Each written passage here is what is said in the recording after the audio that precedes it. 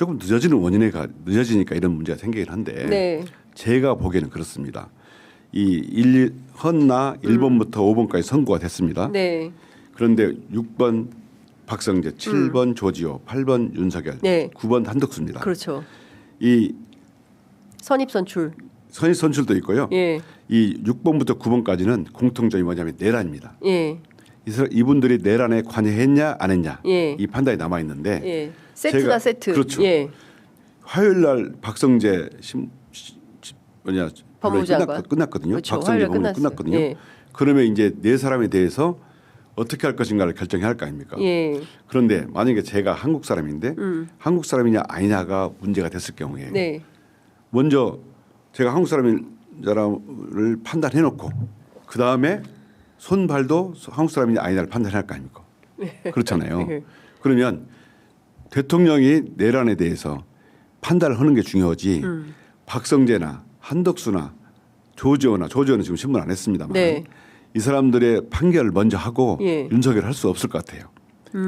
내란이냐 아니냐 먼저 윤석열에 대해서 판단하고 네. 그다음에 한덕수나 우리 박성재가 예. 얼마나 가담했느냐 네. 이걸 판단할 것 같습니다.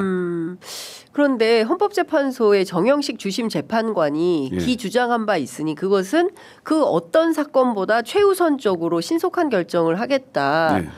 이거보다 더 중요한 일이 없다. 왜냐하면 대통령이 지금 그 파면되느냐 마느냐 이게 역사의 갈림길에서 국정 운영이 상당히 혼란이 되기 그렇죠. 때문에 최우선 과제로 이것부터 하겠다라고 했는데 검사 3명 그다음에 최재해 감사원장에 대한 탄핵 결정을 먼저 해버린 겁니다. 네. 이것부터가 틀어진 상황이 되고 헌법재판소 스스로 국민과의 약속을 어긴 거 아니냐 이런 비판도 나옵니다.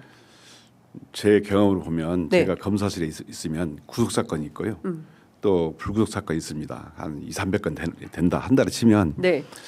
이게 최우선적으로 한다 하는 것은 이것만 하겠다는 뜻은 아니고요. 예. 물론 헌재가 지금 너무 늦게 선고하는 바람에 지금 국민들로부터 이런 비판을 받고 있는 것은 맞는데 예. 화요일 날까지 예. 박성재 장관을 변론 종결함으로써 이제는 4명이 다 심사를 했기 때문에 네. 이제는 언제든지 선고할 상황은 됐다. 아. 그런데 예. 한덕수하고 박성재, 윤석열을 함께 선고하느냐 또는 윤석열을 먼저 선고하고 한덕수, 박성재를 나중에 선고하느냐 이 네. 문제가 남아 있을 것 같고요. 예. 제가 헌법재판관이라면 두 가지를 고민하겠어요. 하나는 더 뭐냐면 한덕수하고 윤석열을 동시에 선고할 경우에 네. 우리나라 국가의 1인 첫 번째, 두 번째를 파면하느냐 하나는 놔두냐 이런 문제잖아요. 하나는 파면하고 하나는 기각하고. 예, 이런 문제잖아요. 그렇기 때문에 윤석열을 파면하면은 누가 대응할 것인가 이런 까지 생각할 수밖에 없을 것 같습니다. 지금 최상목이 하고 있는 거 아닙니까? 예. 예. 그러면 헌법재판소에서는 한덕수, 윤석열을 동시에 할 거냐 나중에 할 거냐 예. 이걸 고민할 것 같고 예.